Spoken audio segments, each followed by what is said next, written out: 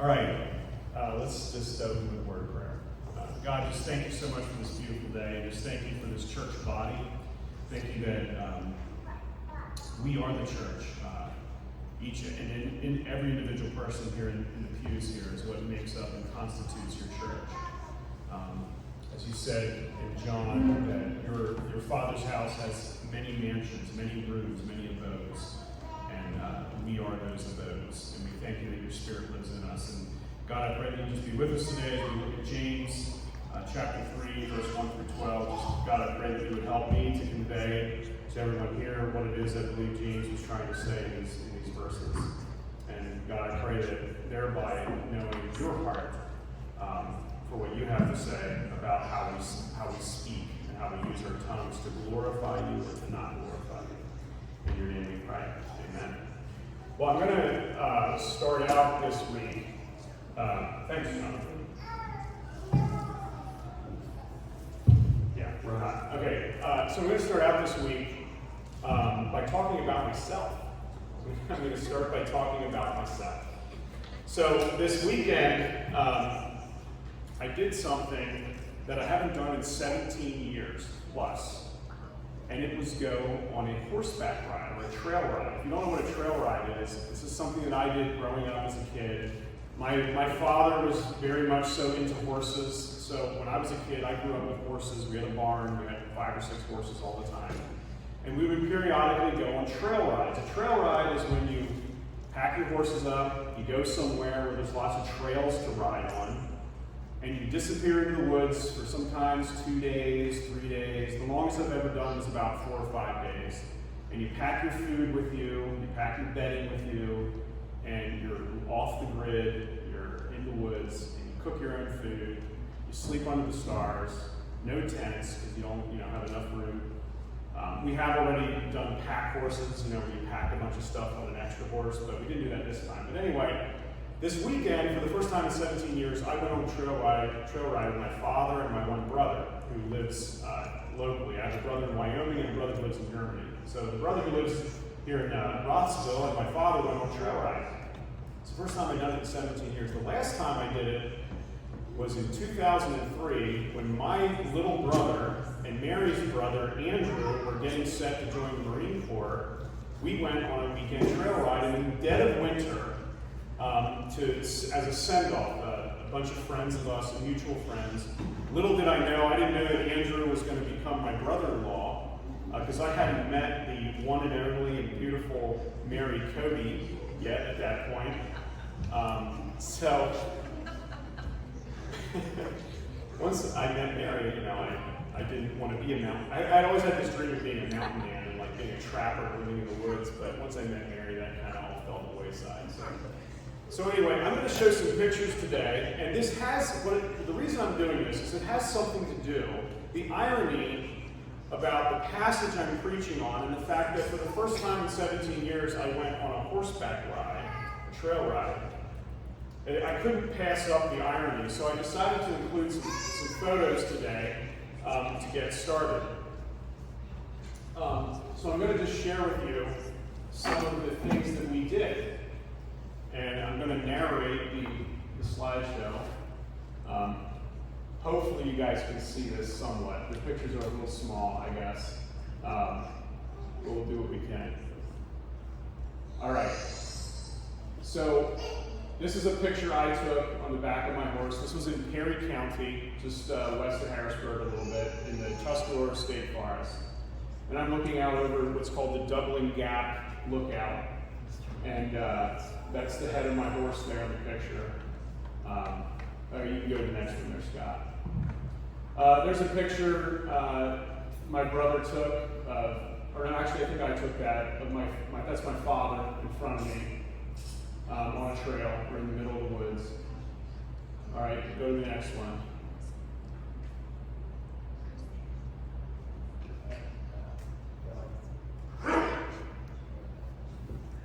There's a picture of our camp there. We have our tack sitting on a log. That means tack is just a fancy word for saddles. We have our saddles sitting on a log. There's our campfire. And there is our food. That's what was on the menu. Beef stew. we just heated it up over the fire. That's a picture of my plate. I was sending that home to Mary and the kids.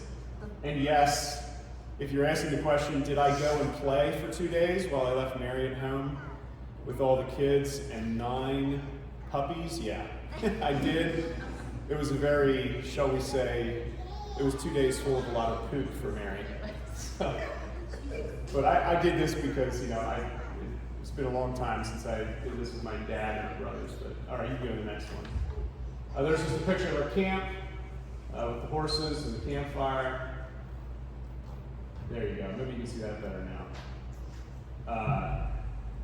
We had made camp around 5 o'clock in the afternoon Friday night.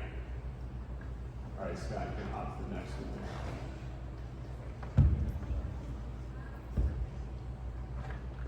There is yours truly prepping his horse at the beginning of the ride and getting everything on. As you can see, I have a lot of gear. And my bedroll there on the back. I'm about ready to put the bridle on the horse.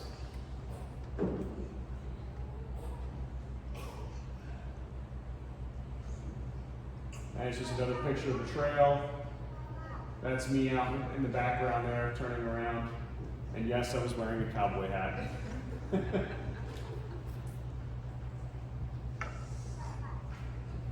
And there's a picture of the horses we were riding. On the right is my dad's horse. His name is Chief. And in the center is a horse my brother was riding that belongs to my uncle. Her name was Frisky. And on the left is my horse, and I'm sitting there to the left. And my horse had no name, so we didn't know what its name was. So I named him Nag the Nameless. That was my name for the horse. So it was a good horse, though. He went where I told him to. Just another picture on the road, heading back to our trailer, to where we'd started from. I think that's about it. Is that the last one? Yep. Okay, so you might ask, why did I include all this stuff about myself? Well, we're looking at James 3, verse 1 through 12. And this is a fairly well-known passage. I know I learned it as a kid. And it's about our tongues. And I'm just going to start by reading this. I'm just going to read the passage here, and then we'll get into it. Not many of you should become teachers, my brothers, for you know that we who teach will be judged with greater strictness. For we all stumble in many ways, and if anyone does not stumble in what he says, he is a perfect man, able also to bridle his whole body. If we put bits into the mouths of horses so that they obey us, we guide their whole bodies as well. Look at the ships also. Though they are so large and are driven by strong winds, they are guided by a very small rudder wherever the will of the pilot directs. So also the tongue is a small member, yet it boasts of great things. How great a forest is set ablaze by such a small fire, and the tongue is a fire, a world of unrighteousness. The tongue is set among our members, staining the whole body, setting on fire the entire course of life, and set on fire by hell. For every kind of beast and bird, of reptile and sea creature can be tamed, and has been tamed by mankind. But no human can tame the tongue. It is a restless evil, full of deadly poison. With it we bless our Lord and Father, and with it we curse people who are made in the likeness of God. And from the same mouth come blessing and curses. My brothers, these things ought not to be so. Does a spring pour forth from the same opening both fresh and salt water? Can a fig tree, my brothers, bear olives, or a grapevine produce figs? Neither can a salt pond yield fresh water. So if you didn't catch it there in the verses I was reading, if you weren't familiar with the passage, maybe you understand now why I showed the pictures of my horseback ride. Because referenced in this text here is this idea of this very small thing that can guide something that is very large. And I hadn't really prepped for it was a bit of a crazy week, and I had promised to go on this trail ride weeks and weeks, months ago. And so it fell that I was going to be preaching this weekend, and so I was trying to get my sermon prepped before I left, but I wasn't able to. So I took some of my stuff along and was reading it, and just, it was amazing. Here I am for the first time in 17 years riding a horse, and this is a passage talking about the bits in the horses' mouths. And so I knew right away I had to, tell some stories about horseback riding. And, it's very true what James says. It's very true. That many, many times, and I grew up horseback riding. I grew up, going on these trail rides. If any of you attended the Lampeter Fair over the last 30 years, I was a competitor there at times, doing the pole bending and yes, the egg race and the boot thing there. You take the one boot off and you gotta go. Yeah. Anyway, I did that a couple times. It was a lot of fun. But yes, there is this little small thing that you put in the horse's mouth. And the horse I was riding this weekend, I'm going to guess the horse, I would guess the horse to weigh around 800 to 900 pounds. And that little metal bit that I put in his mouth probably weighed between 1 and 2 pounds. Very, very small. But with it, I can affect the course of the horse in whatever manner I want to. I can make him go left, I can make him go right, I can make him back up. And there was times where I was trying to get my horse to drink water from some streams we found in the mountains, because horses won't always drink. They need to because they're sweating. They can get sick very quickly. Horses can get sick very quickly. And so I would have to navigate through the brush and lead my horse to the water. And yes, I couldn't make him drink once we got there, but if he wanted to, he would. But I had to use that bit to guide him, this very small thing to guide him. So that's the connection there that I'm making. I'm going to talk more about that. Now, just real quick, James is very famous for, well known, for talking about faith and works, and talking about how, our faith without works is really nothing. If we have a faith and it doesn't affect how we live, if we don't do anything with it, is it really faith? Is it really faith? And that's very true. It's like, yes, both, kind of. We have faith, and yes, it should lead to us doing things that show that we have faith. Well, today we're kind of looking also at the flip side. In other words, James is saying it doesn't matter what you say. It doesn't matter what you say. Oh, yes, I'm a believer in Jesus. Yes, I am this, I am that. But if you don't have actions that back that up, does it really mean anything? But today we're kind of looking at the flip side, and we're saying, okay, but what you say does matter. And James is going to talk about this today. Today we're going to look at, looking at the other side of the coin. James, obviously, he said the same thing in the last chapter. He said the thing in the last chapter about faith and works, and now he's talking about the words we're saying and the effect that they have, the power that they have. So it's not that words don't matter. They do matter. And James is here looking at how what we say does matter and what its effects are on ourselves and on the people around us. And specifically, James was writing to Jewish believers in different congregations. And many experts believe that there was some sort of dissension that was going in these bodies of believers that James was writing to. They believe that there was some sort of division. If you look down in verse 5, he says, so also the tongue is a small member, yet it boasts of great things. How great a forest is set ablaze by such a small fire. I believe very, very firmly that James was dealing with people in the church who were boasting and saying things that were hurting the believers, that were hurting the body of believers, causing division and dissension, or calling into question the authority of the teachers that they had. Which makes sense why in verse 1, James says, not many of you should desire to become teachers, my brothers, because just remember, we're held to a higher standard here, as teachers. When you're teaching people, you need to make sure that you're saying what is true and good and right about God, that you represent Him rightly. And it's very clear that obviously James was dealing with some people that were honestly just blabbing with their mouths and saying things that were causing dissension. They were making boasts. They were probably calling into question, or they were saying, I want to be a teacher, I want to be a teacher. They were clamoring for something that maybe didn't suit them well. And James is coming against that, saying, just hold on a second. Do you really want to be a teacher? Because there's a high standard here, and it's not something that, lifts you up. It's a burden to carry, actually. It's actually a burden to carry. So I believe that is some of the things that leads to this section of James, what he's addressing here. In verse 2, James goes on to say, we all do stumble in many ways. But if anyone does not stumble in what he says, he is a perfect man. Now, this word perfect there is, once again, I know we've said this many times in these letters, it's the Greek word teleos. It does not mean perfect in the sense of our modern definition of perfect. It means someone who has reached maturity. It doesn't mean perfection.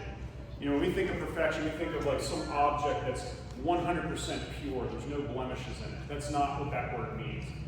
When Jesus says, be perfect as I am perfect, that's teleos. It means to reach maturity.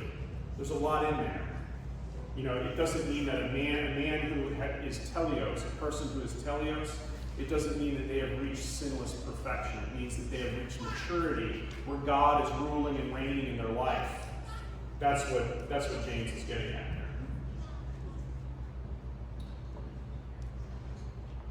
And then he goes into the section, he's talking, and this is the verses that kind of got me thinking about connecting my trail ride to what I was talking about today. He talks about the bits in horses' mouths and the rudders on ships. I did a little research last night, and I did some math. I looked up online the largest ship that has ever sailed on the seas. It was a ship called the Seawise Giant. It's now scrapped, it doesn't exist anymore. But it sailed the seas from 1979 to the early 2000s. Its gross weight tonnage, when it was fully loaded, weighed 657,019 tons. Okay, so that's over 500,000 tons. The rudder on this ship weighed 230 tons by itself. So if you do the math, I think I have my math right. Maybe I'll make a fool out of myself up here. But that's 0.035% of the total weight of the ship is made up by the rudder. So that's 3.5 hundredths of 1% of the ship is made up by the rudder. 0.035%. So then I thought, well, what about my horse that I was riding? I'm guessing my horse was about 800 pounds based on how tall my horse was.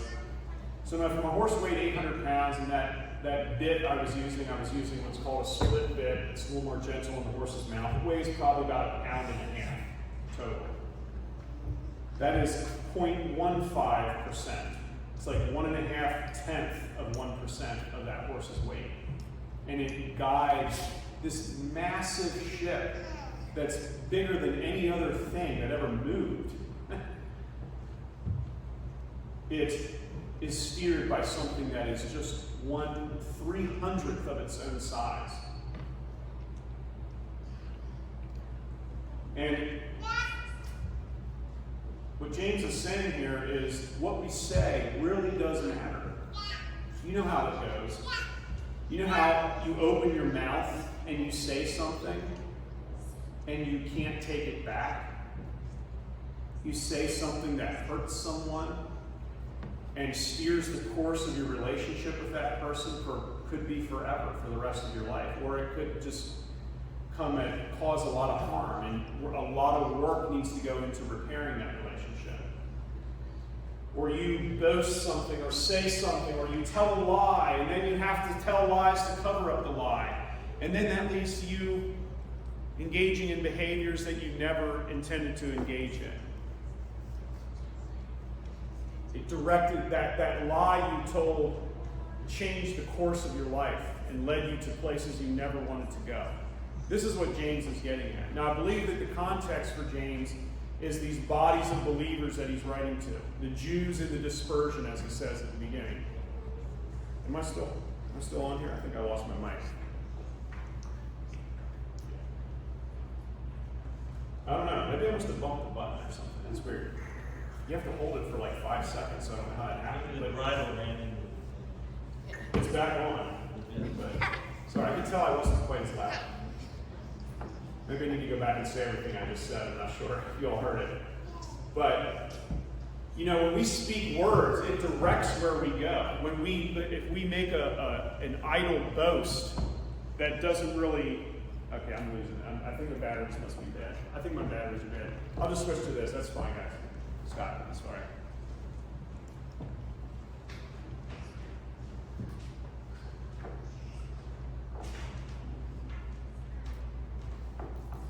So when we say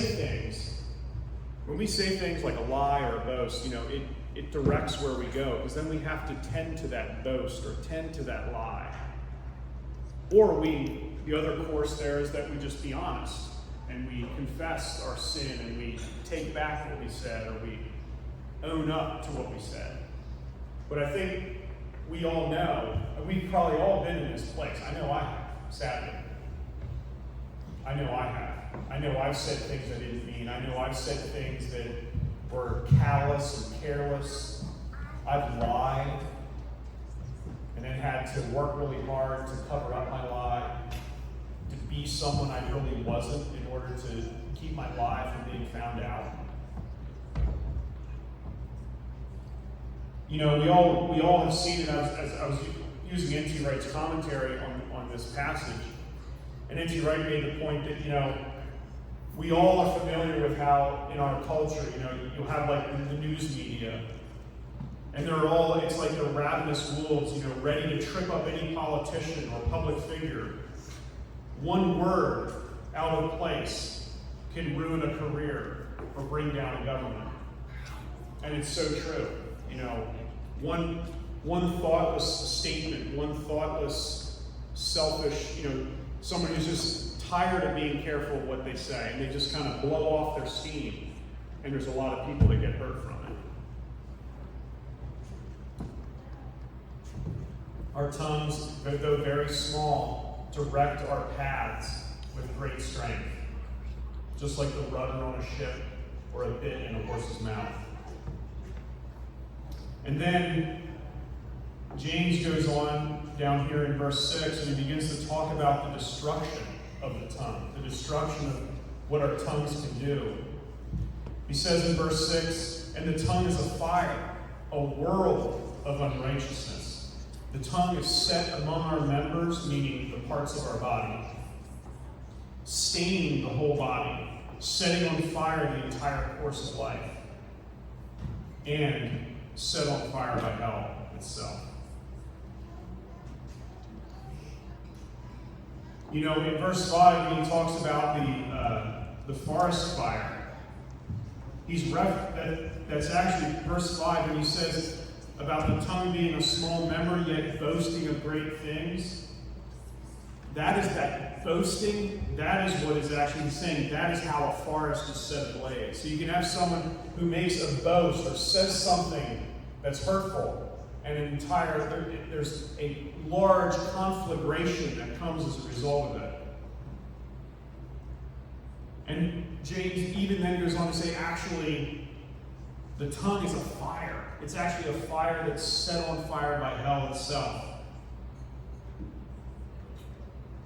I mean, this is a pretty bleak assessment here. I mean, he even goes on then to say that about how many beasts can be tamed by man, but no man can tame the tongue.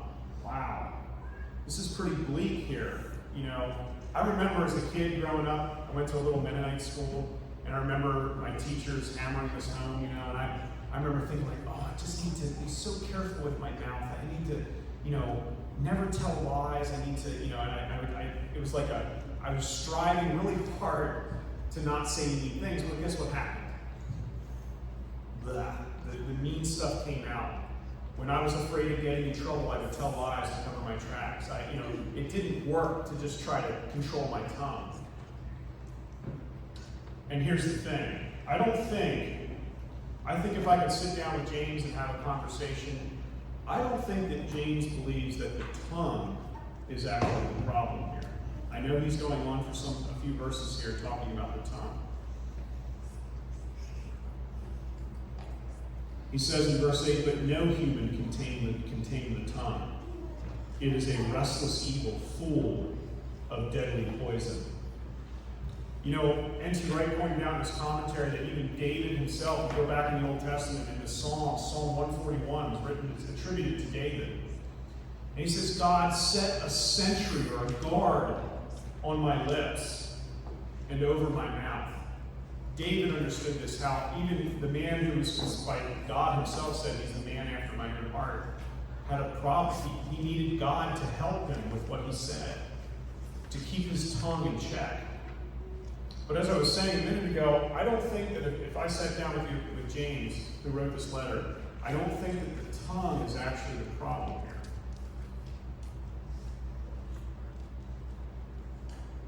I don't think it's necessarily the tongue.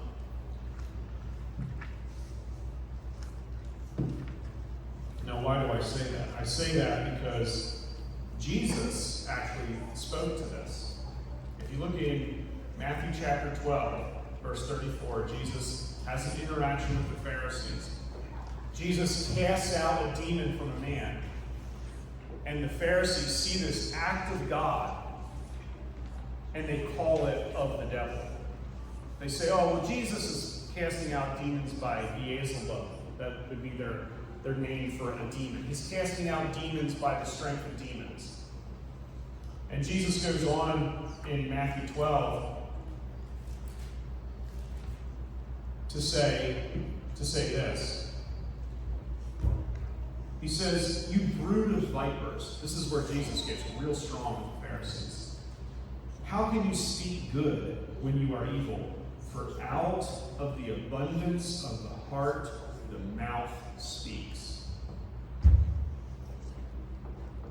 Now, I will first look at myself here. And I will say right away, I know that when I have a problem with my mouth, it is coming out of my heart. It's when my heart is not in the right place, when I'm being selfish, when I am thinking of myself, or when I am thinking highly of myself and looking down on other people. And isn't it funny how with our tongues sometimes we talk about how all those people out there, they don't know what they're doing, but I do. You know, I got it all figured out. So that's the sort of thing, you know, like when we say things with our tongue that elevate ourselves and put other people down, when we tell lies, when we boast about ourselves, we say things about ourselves that aren't true, what damage that can create. And the kind of the clue here in this passage where I think James kind of turns a little bit and starts to talk about, give hints. And if you look on the next, in my Bible, it's on the next page, in verses 13 through 18, which we'll preach on next week probably. James begins to give the answer, and it's called the wisdom from above. We're going to look at that much later next week. There's something much deeper here than just our tongue, than that little muscle that resides in our mouth. James says in verse 9, he starts to clue you in here that maybe it's not just about the tongue. He says, with it we bless our Lord and Father, and with it we curse people who are made in the likeness of God. Right there is beginning to say, okay, here's someone who's saying something good with their tongue and something hurtful with their tongue. Verse 10, and from the same mouth come blessing and cursing, my brothers. These things ought not to be so. You know, when I was riding this weekend with my father and my brother, we got to our campsite, and we realized we were a little short on water. We realized that, God forbid, we wouldn't have any water to make coffee with the next morning. And we didn't have any water to clean our frying pan that we, heated up the beef stew in it, and we were thirsty too. And our horses had drunk from a little pool of water along the way, and we felt good about them, but we were a little parched. And we definitely needed to have water for coffee in the morning, and we needed to wash our plates and stuff. So my dad was a young kid when my grandfather had a cabin up in this valley in Perry County. My dad's been up there for the late 60s when we built the cabin. So he knows the area very well. He says, look, I know there's a spring down the hill here. We passed it. It's up in the woods. You go down here to this place, and you go up in the woods about 100 yards, and there's a spring coming right out of the ground. So we had made camp already, so I had to resaddle my horse, and I rode down the road about a mile down the mountain to where he said, and I tied off my horse to a tree, and I went up in the woods, and sure enough, I'm walking like, there's nothing here. And as I get into the woods, suddenly I noticed lush vegetation, and as I got closer, here, sure enough, was a spring coming right out of the ground. And so I had some empty canteens with me and a water bottle, so I took the water bottle and I filled it with this. I mean, the water looked perfect. And I tasted some of it just to see if it had a weird taste. It was fine. I wasn't going to drink a lot because we decided to boil it just to be on the safe side. So out of the spring was coming clean, fresh water. And I could tell it by the vegetation that was living around it. James says here in verse 11, he says, does a spring pour forth from the same opening both fresh and salt water? Did I expect when I dipped my bottle in that obviously fresh water and put it to my lips, did I think that there would be salt water there? No, we're like, what, 150 miles from the ocean, I think? 100 miles from the ocean? No. I fully expected there to be fresh water coming from that spring because of the vegetation that was growing around it, and because I know that there's no salt springs in Perry County that I know of, anywhere around here that I know of. And James is saying to his Jewish believers, he's saying, from our mouths, these things ought not to be coming forth, this cursing and blessing out of the same mouth. And he goes on then to make some comparisons about some trees. You know, obviously a fig tree is not going to bear olives, and a grapevine is not going to produce figs. And a salt pond is definitely not going to produce fresh water.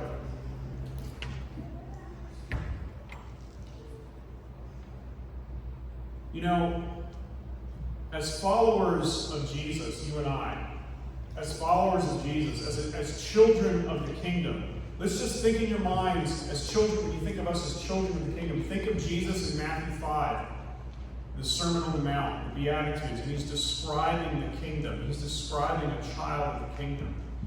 Is that description there, can that include us cursing our brothers and lying and having a tongue that says things that hurt people? A true image bearer of God, our lives should not be turning about our tongue, but instead they should be turning about our heart. They should be turning about the indwelling Spirit of God in our hearts. That is the thing upon which our lives should turn. That is what should guide what comes out of our mouths. Our lives should be guided by that little seed that I talked about a few sermons ago, back here in James. When I preached on hearing and doing the word, he talks about, in chapter 1, verse 21, he talks about receiving with meekness the implanted word, which is able to save your souls. That is the thing upon which our lives should turn. Like the rudder of a ship, turning our lives, or the bit in a horse's mouth. It is that seed planted in our hearts that should be guiding us, God's Spirit in us. You know, if you look back in the Old Testament, there was many times where there was men who were like David, or prophets, and it said about how God's Spirit was upon them. And here in the new covenant, the new age of the Spirit, in this age that we live in, God's Spirit rests on every single one of us. And that is the fulcrum upon which our lives should turn, not some flippant word, not something that we say out of selfishness, not something that we say because we're tired and exhausted, and we're just tired of putting up with someone anymore. We snap at them with our mouths. And I'm saying this to myself as much as I'm saying it to you guys, because I feel this too. I deal with this too. But as children of the kingdom, what we say matters. And it's what we say and how we say it. Love, when we walk in love, it seasons our words. You know, there's sayings, Mary was reminding me last night as I was talking about this, she's like, you know, there's all these sayings we have like, oh, I had to bite my tongue. Or, man, I really had to hold my tongue, you know, when that person was doing this or that. And man, I have to say that sometimes it's not actually even what we're saying or how we're saying it, it's what we don't say. It's when we bite our tongues and we hold our tongues out of love. And we may speak out of love too. But one thing is for sure, as a child of the kingdom, there should be one thing coming out of our spring, and it should be fresh, clean water that helps people, that helps them to grow and flourish. All right, pray with me now. Dear Jesus, we thank you so much that you have put your Spirit in us, that we can be your hands and feet on this earth, that we can pray those words that you taught us to pray, your kingdom come, your will be done on earth as in heaven. And that begins right in our hearts, that begins with what we say, that begins with how we act and what we do, and how we use our tongues to bless or to curse. God, I pray that we would be an instrument of your kingdom, the kingdom of heaven coming to earth, much like you were the kingdom of heaven coming to earth.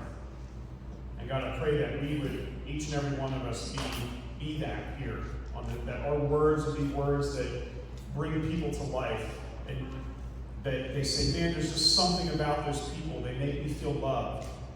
They make me feel special. Their words are full of love. And so, God, I pray that each and every one of us here today would do that. And God, I pray that it's not that we would work real hard to keep our tongues in check, but that we would have hearts that are soft and broken, first for our own sin, and then for the people around us. In your name we pray. Amen. You can join me now in a benediction from 2 Corinthians chapter 13, verse 11. Finally, brothers, rejoice, aim for restoration, comfort one another, live in peace, and the God of love and peace be with you. Amen.